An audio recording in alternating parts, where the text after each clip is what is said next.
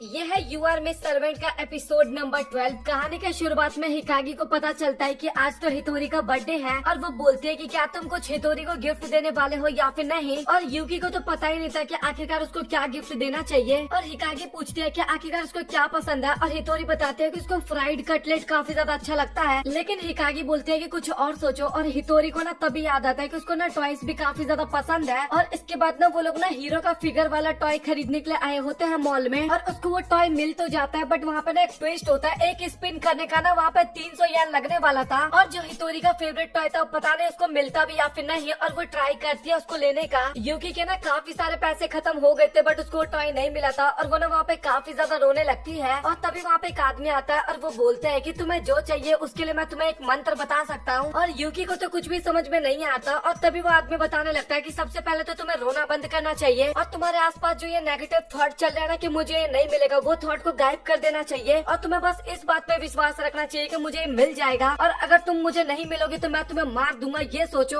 और भी काफी ज्यादा मोटिवेशन देता है। और इसके बाद यूकी के अंदर भी एकदम जोश भर जाता है। और इसके बाद वो फाइनली अगला स्पिन भी करती है। और वो लिटरली काफी गुस्से में बोलती है कि अगर तुम मुझे इस बार नहीं मिले ना तो मैं तुम्हें मार दूंगी। और वो जो आदमी होता है ना भाई, लिटरली वो भी काफी ज्यादा डर जाता है इस बात पे तो। और इसके बाद फाइनली यूकी को जो टॉय चाहिए था वो उसका निकल जाता है। और हिकागी को भी काफी ज्यादा अच्छा लगता है। और यूकी ने उस आदमी को धन्यवाद भी बोलती है। और वो आदमी बोलता है कि धन्यवाद बोलने की जरूरत नहीं है और तुम मुझे उस टाइम का याद दिलवाती हो जब मैं अपने बेटे के लिए भी ऐसा ही कुछ करने के लिए आया था। और इसलिए मैं तुम्हारी मदद किए बिना नहीं रह पाया। और मुझे तुम्हारी मदद करके सच में काफी ज्यादा अच्छा लगा। मुझे और भी शॉपिंग करनी है तो मैं यहाँ से चलता हूँ। और यूकी और हिकागी सोच रहे थे कि सच में वो आदमी काफी ज्यादा अच्छा था। और तभी रिको ना हितोरी को डरा देती है क्योंकि वो सो रखा था। और अचानक से उसको उठा देती है और वो बताती है कि जल्दी से रेडी हो जाओ, फादर आने वाले, हम श्राइन घूमने जाएंगे। और ये सुन के ना ताइकी भी काफी ज्यादा हैरान हो जाता है। और तभी उसको याद आता है कि यूकी तो घर पे ही नहीं है, उसने फादर के बारे में उसको कुछ बताया भी नहीं है। और रिको बोलती है कि वो तुम्हारे साथ रहती है बट उसके बाद भी तुमने उसको कुछ नहीं बताया। और हितोरी बताता है कि भले ही वो मेरे साथ रहती है बट हम ज्यादा बातें नहीं कर पाते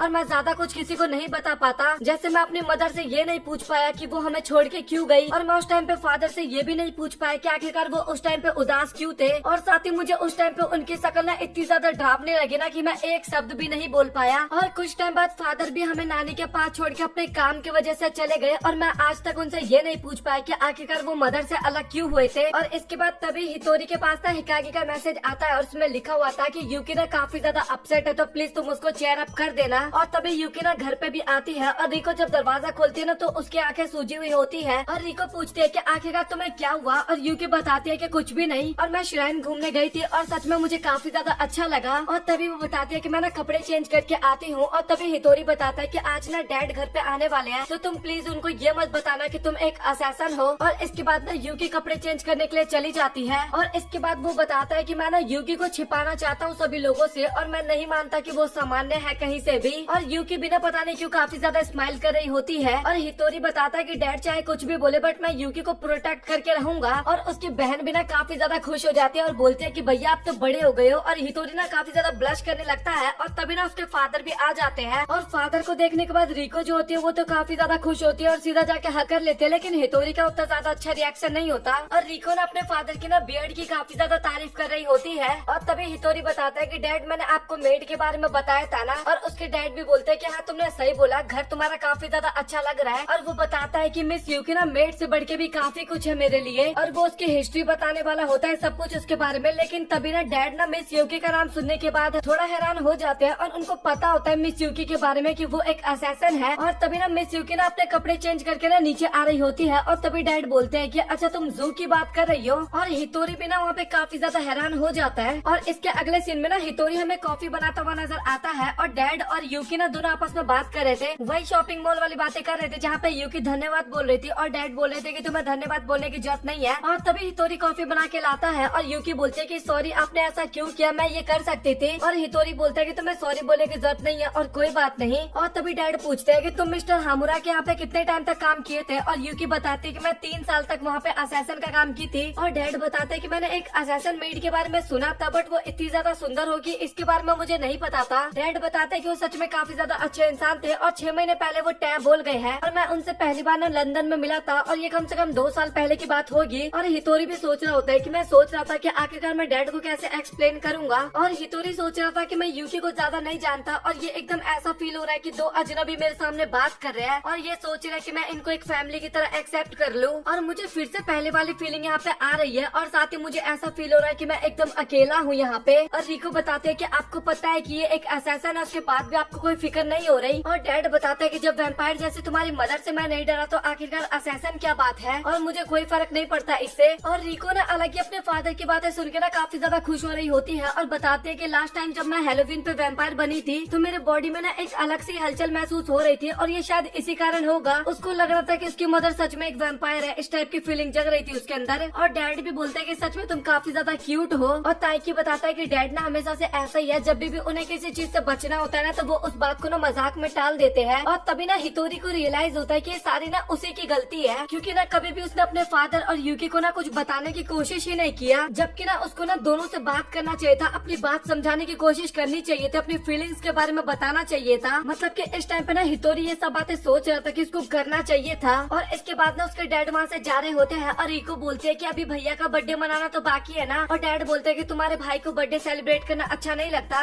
और इसके बाद डैड और मदर ने जो गिफ्ट चूज किया था ना वो हितोरी को देते हैं। और डैड बोलता है कि मुझे ना एक मीटिंग में अटेंड करनी है तो मुझे यहाँ से जाना होगा। और हितोरी बोलता है कि फिर से मैं ऐसा ही करूंगा क्या, अपने मन में सोच रहा था क्या मैं आज भी कुछ भी नहीं बोलूंगा अपने डैड को। जब उसके फादर और सिस्टर गाड़ी में बैठ जाते हैं वो उस टाइम पे भी यही सोच रहा था कि मुझे कुछ बोलना चाहिए या फिर मैं ऐसा ही रहूंगा। और हितोरी ना काफी ज्यादा हिम्मत जुटाता है और फाइनली अपने डैड से पूछ ही लेता है कि क्या मैं यूकी को यहाँ पे रख सकता हूँ। और डैड बताता है कि तुम्हें क्या करना है, आखिरकार तुम ये बताओ। और इस टाइम पे ना यूकी भी काफी ज्यादा खुश होते हैं कि फाइनली चलो हितोरी ने कुछ बोला तो सही। और हितोरी बोलता है कि हाँ मैं यूकी को अपने पास रखना चाहता हूँ और डैड ने इसकी परमिशन दे देते हैं। और इसके बाद उसके डैड वहाँ से चले जाते हैं और हितोरी सोच रहा था कि सिर्फ मैंने एक ही वर्ड बोलने में इतना ज्यादा टाइम लगा दिया। और वो सोच रहा था कि क्या मैंने इससे यूकी को प्रोटेक्ट कर लिया। और इसके बाद तभी उसके डैड का उसके पास कॉल आता है।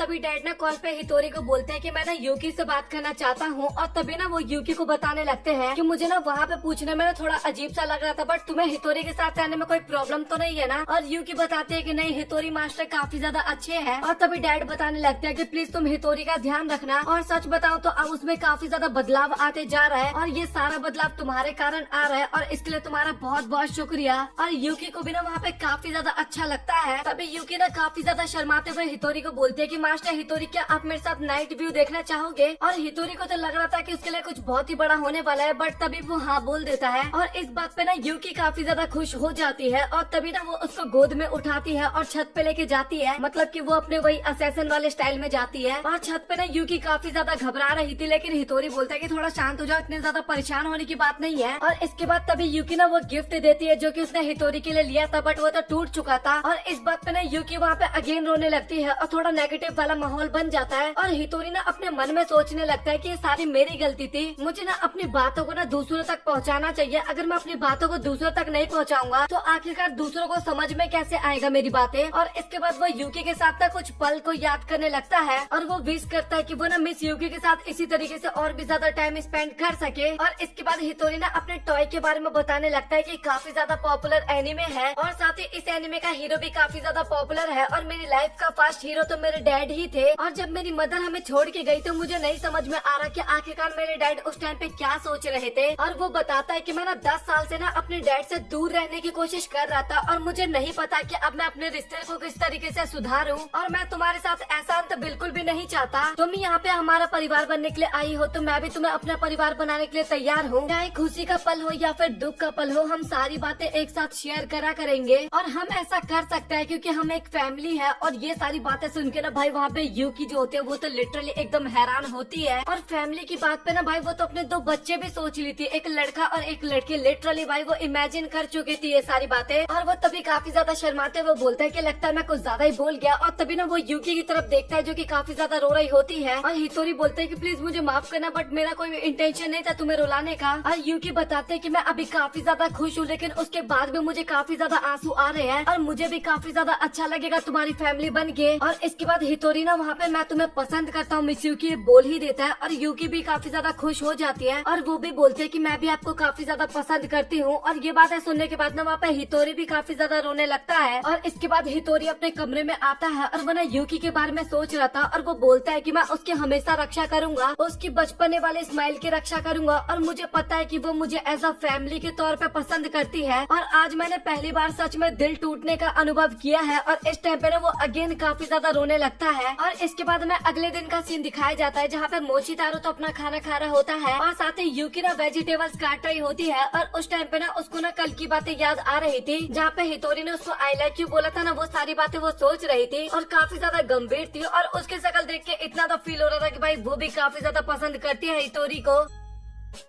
और मिस यूकी के इसी सोच के साथ ये एनिमे यहाँ पे हो जाता है खत्म। सो आप लोग कमेंट सेक्शन में बताओ कि आप लोगों को आज का एपिसोड कैसा लगा। और सच बताऊं तो आज का एपिसोड मेनली हितोरी के ऊपर था और ये फाइनल एपिसोड था फर्स्ट सीजन का और इसी के साथ यू आर मिस सर्वेंट होता है खत्म। और मुझे तो ये एनिमे काफी ज्यादा पसंद आया और साथ ही मुझे एक्सप्लेन करने में भी काफी अच्छा लगा और आपको शायद वीडियो देखने में भी काफी अच्छा लगा होगा। और इस एनिमे की तो मुझे भाई काफी ज्यादा याद आने वाली है। आप लोग अपना ओपिनियन कमेंट सेक्शन में जरूर बताना। और ज्यादा उदास होने की तो बिल्कुल भी जरूरत नहीं है क्योंकि 100 गर्लफ्रेंड 12 तारीख से स्टार्ट होने वाला है तो वो मैं कवर करने वाला हूँ। और उसके साथ अपना ब्लू बॉक्स तो चल ही रहा है चैनल पे और आमागामी सिस्टर्स भी चल ही रहा है और मैं कुछ एनिमे और नए कवर करने वाला हूँ। अब जनवरी में देखते हैं जो एनिमे अपन को बढ़िया लगेगा ना वो अपन स्टार्ट कर देंगे। तो आप लोगों का इसके ऊपर क्या ओपिनियन है कमेंट सेक्शन में बताना और वीडियो पसंद आए तो वीडियो को लाइक कर देना, चैनल को सब्सक्राइब कर देना। मिलता है आप लोगों से अगली वीडियो में, तब तक के लिए गुड बाय।